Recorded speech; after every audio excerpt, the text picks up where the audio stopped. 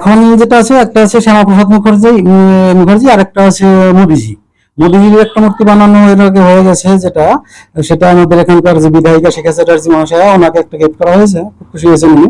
তো ছোট মিনিচার ওই মোদিজির মূর্তিটা মোটামুটি 2 ফিট হাইট মতো, ফুল ফিগার। আর শ্যামাপ্রসাদ মুখার্জির মূর্তি যেটা, এটা 1 ফিট ওই আবক্ষ, হাফ ফিগার।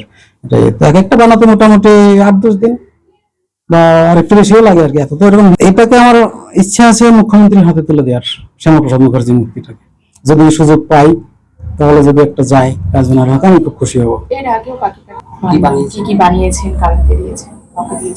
কাউকে দেওয়ার মতো করে একটাই তো আমাদের বিধায়িকা অনেকে দিলাম, আরেকটা অনেক আগে একটা দিয়েছিলাম, বিবেকানন্দর একটা মূর্তি।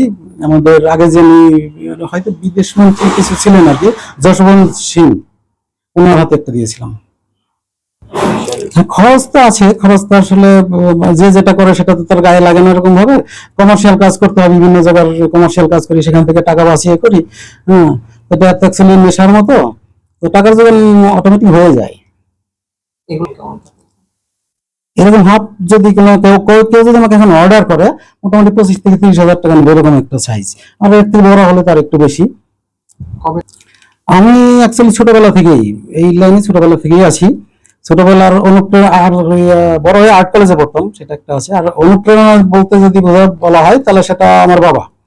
কারণ আমি বাবার একমাত্র ছেলে। যখন লেখাপড়া করাতেন বাবা, সন্ধ্যায় হোক সকালে হোক। আর ছোটবেলায় তো সবাই একটু দুষ্ট থাকেই।